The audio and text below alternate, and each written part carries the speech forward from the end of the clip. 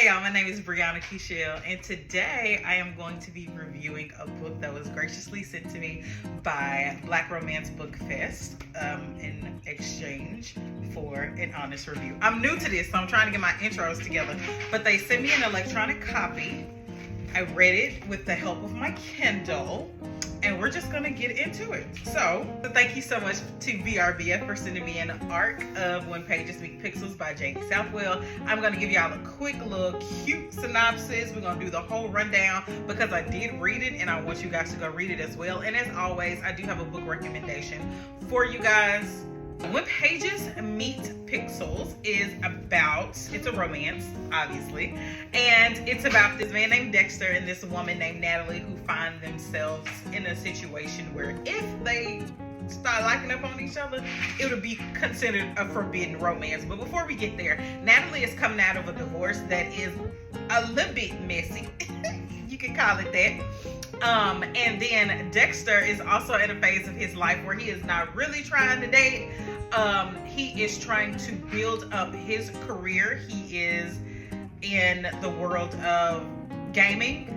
So Dexter is in a place in his career where he does not really want to date. He wants to build himself up in this realm of gaming, and he wants to build and create his own video game, and he is really heavy into that world. So he calls himself a nerd, but then again, as the book describes him, baby, he don't look like a nerd. Okay, so we get these scenes of Natalie in her ex situation. I think they were engaged. Yes, they were engaged, and we get that whole scene in so yes, we get that whole scene with Natalie, and I believe his name is Lawrence. Like Insecure. I believe his name is Lawrence.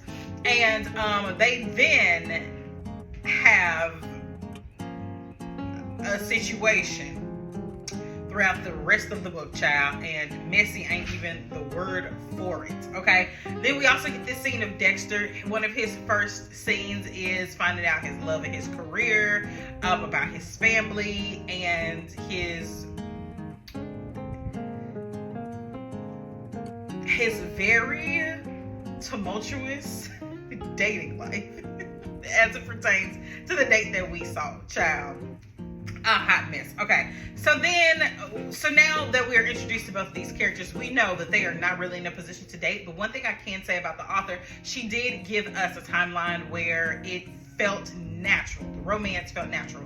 We'll talk about the romance in just a second, but I do want to talk a little bit more about the characters. They are hilarious, extremely funny. They are driven. They know what they want out of life and their career. Natalie, of course, had to pivot because she had some things intertwined with her fiance. And then Dexter is also actually in the midst of a pivot a little bit as well. But they're able to meet and keep their strong personalities, keep their sense of selves. They're also able to mesh very well. I like the side characters because there are some side characters that are very important to the plot.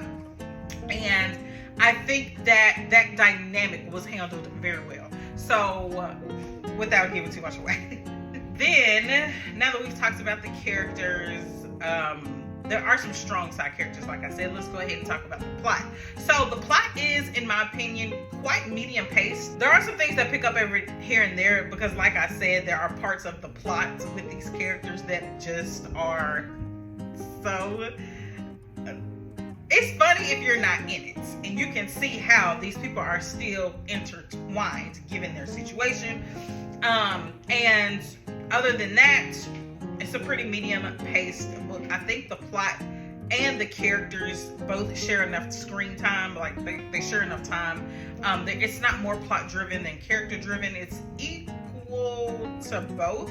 I think the plot is a little bit stronger than the characters because in the end, is there a lot of character development? I mean, is that what we're here for? It's for romance for? No, we're here for the spice. Speaking of the spice, I mean, we're also here for the relationship. Don't get me wrong. We're here for the growth of the relationship. So now that we've talked about the characters, let's go ahead and talk about the romance. The romance itself is a forbidden romance for a plethora of reasons. It is a romance that probably should not be happening, yet here we are. And I think the author did a very good job with it. So as far as the forbidden romance, when I think of grown people, there are only a few romances that I would consider forbidden for big grown adults. You understand what I'm saying? As a big grown adult, you can do what you want to do. Okay, there are only certain things that I think are completely off limits, and you can call them like, okay, maybe we shouldn't be doing this. And one of those is in this book. So I was like, okay, this is definitely, we're definitely talking about forbidden here. Okay, the spice, in my opinion, is probably like a 3. It's not that hot. I think though, also, when it comes to the spice, and we're going to transition into writing, it is very vulgar wording to some people. Not to some people, it's just, you know, that's just how we talking. Okay, but to some people, the wording is very vulgar, which transitions me into the writing. It is very blunt, and it can be crass for some people. I want y'all to think about that going into this book. However, for some people, like, this is just, we just talking. You understand what I'm saying? So I just want you to be mindful. Don't go into this book thinking you finna get a cute little, I ain't gonna call no names for the authors because they write amazing books, but this is cutesy and cute, but they talking how they talking. And I don't want y'all to hold it against this book because this is a good book.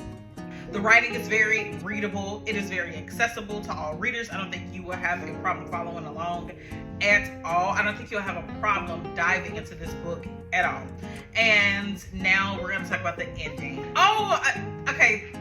Side notes. I'm just reading my side notes before I actually tell y'all about the ending. Her name for her Kindle is so cute because she's a reader, and oh my god, it makes me think, like, should I name my Kindle? I probably should. Yeah, let's talk about the ending.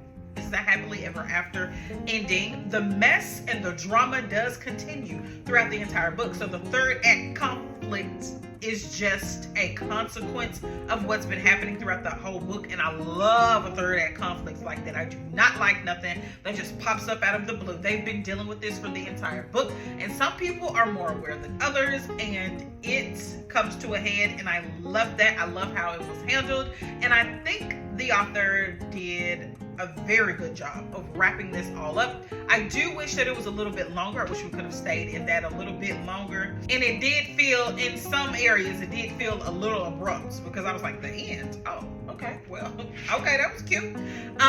So yes, that's my only critique. Really, this was a 3.5, a 3.25, somewhere in there. I enjoyed it. I did enjoy the element of, like, the text messages and the multimedia of it all.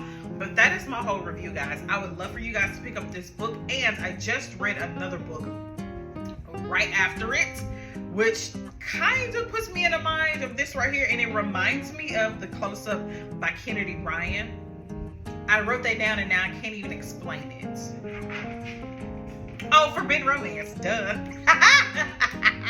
These are both, like, forbidden romances, and The Close-Up by Kennedy Ryan is a novella in the Hollywood Renaissance, I believe it's called. I'm not going to read that series for my own personal reasons. Maybe I'll get into that later. But this book right here, I haven't read any part. I haven't read Real. I haven't read Score. I haven't read any of those books. And The Close-Up was great.